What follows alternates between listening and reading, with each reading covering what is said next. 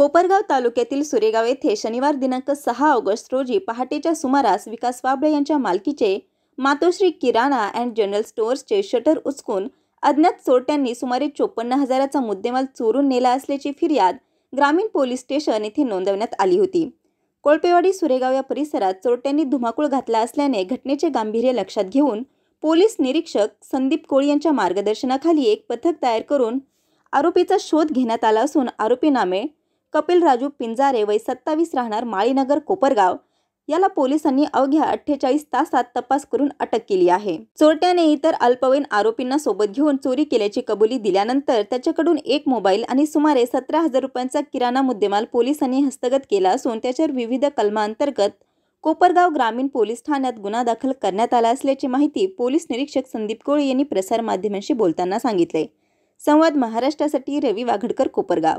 वाबळे वस्ती सुरेगाव येथील राहणारे फिर्यादी विलास मनोहर वाबळे यांच्या किराणा दुकानातील किराणा माल जवळजवळ 55,000चा किराणा माल हा दिनांक 6 ऑगस्ट 2025 रोजीच्या रात्री दरम्यान काही अज्ञात चोरट्यांनी घरफोडी करून चोरून नेला अशा प्रकारची तक्रार प्राप्त झाल्याने कोपरगाव तालुका पोलीस ठाणे येथे गुन्हा दाखल करण्यात आलेला होता।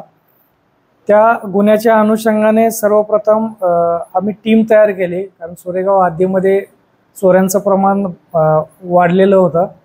त्यामुळे आम्ही नव्याने आमच्याकडे जॉईन झालेले API सुंदरडे, तसेच महिला PSI मुकणे मॅडम, पोलीस हवालदार बीटचे दैफळे, नंतर पोलीस हवालदार बोटे, पोलीस शिपाई गुंजाळ अशा आम्ही वेगवेगळी पथकं तयार करून गुन्ह्याच्या अनुषंगाने काय माहिती उपलब्ध होते का याची हे करण्यासाठी पथकं तयार केलेली होती।